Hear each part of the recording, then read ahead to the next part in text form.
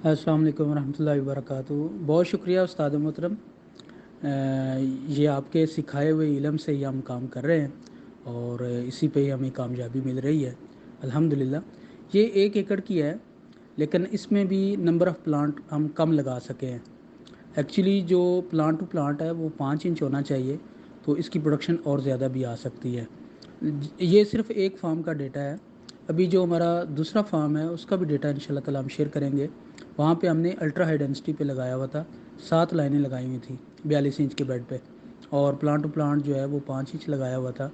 तो हमें उम्मीद है इंशाल्लाह ताला कि उसकी प्रोडक्शन जो है वो इससे बहुत अच्छी और बहुत बेहतर आएगी। और उसका जो बल्ब साइज़ है वो बहुत ही आइडियल कंडीशन में बना है। तो इंशाल्लाह ताला उसका जब डेटा आएगा मेरे पास तो मैं बिल्कुल ज़रूर ग्रुप में शेयर करूँगा। और ये 1 एकड़ की प्रोडक्शन है अल्हम्दुलिल्लाह। बहुत शुक्रिया आपका। जबकि जो रवायती काश्तकारी करते हैं पिकनिक से हट के, वो जब स्टोर में रखते हैं गार्लिक को तो बहुत सारी स्प्रे करते हैं, बहुत सारी जहर केमिकल का छिड़काव करते हैं ताकि इसको फंगस ना पड़े, कोई ख़राब ना हो, ग्लाव वगैरह ना हो। लेकिन हमने इसको बिल्कुल कोई केयर नहीं की थी, कुछ भी नहीं किया था, बस इसको प्रोसेस करके खुश करके उसको रख दिया था स्टोर में। और बस कुदरत के निज़ाम के तहत लगाए हुए ये सिस्टम को हमने फिर उसी के हाल पे छोड़ दिया और माशाल्लाह इसके आउटस्टैंडिंग रिज़ल्ट रहे। और इसके अलावा एक और चीज़ जो हमने इसमें नोटिस की है कि ये जो तुरियों का वेट है, अगर 10 ग्राम से लेकर 16 ग्राम के बिटवीन हो तुरियों का वज़न, तो उसकी प्रोडक्शन जो है वो ज़्यादा आती है। अगर हम क्रॉस कर जाएँ 16 से ऊपर 18, 20, 24 ग्राम, 25, 30 ग्राम तक भी इसके क्लोव्स होते हैं, तो उसकी प्रोडक्शन फिर नॉर्मल होती है। उसकी प्रोडक्शन इतनी वज़न में इतना ज़्यादा फ़र्क नहीं पड़ता। ये इसमें हमने नोटिस किया है। तो अगर हम उसको हिसाब करते हैं, कैलकुलेशन करते हैं, 10 ग्राम से 16 ग्राम के बिटवीन अगर इसका वेट हो क्लोव्स का, तो अगर हम इसमें पॉपुलेशन पूरी कर लें, प्लांट टू प्लांट 5 इंच और लाइन टू लाइन 7 इंच, तो ये कोई 1,38,000 के अराउंड पौधे बनते हैं। तो तकरीबन 1800 केजी जो है वो 1 एकड़ में सीड लगेगा। तो उसको अगर हम मल्टीप्लाई 6 से भी कर लें, जो मिनिमम हमारी एवरेज है, तो फिर भी अच्छा खासा रिटर्न आता है इसका अक्टूबर नवंबर में जाके। बहुत शुक्रिया।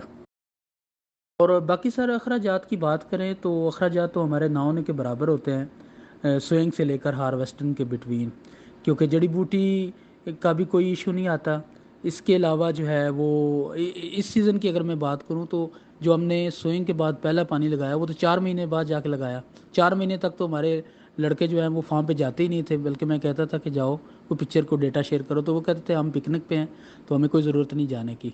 तो अल्हम्दुलिल्लाह हम बिल्कुल इस पे मुतमिन हैं और बड़े सुख के साथ जो है वो काम कर रहे हैं और बड़ा इजी फील करते हैं पिकनिक को लेके।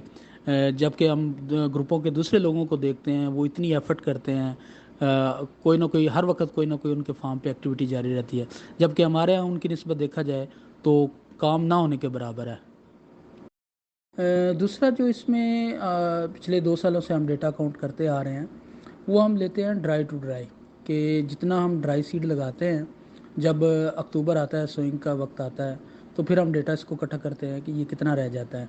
तो जो हमारे रिकॉर्ड में इसका डेटा आया है, वो अगर 1 किलो हमने ड्राई सीड लगाया है तो जाके अक्टूबर में हमारे पास मिनिमम 6 किलो आया है और मैक्सिमम 7.5 किलो तक एवरेज रही है।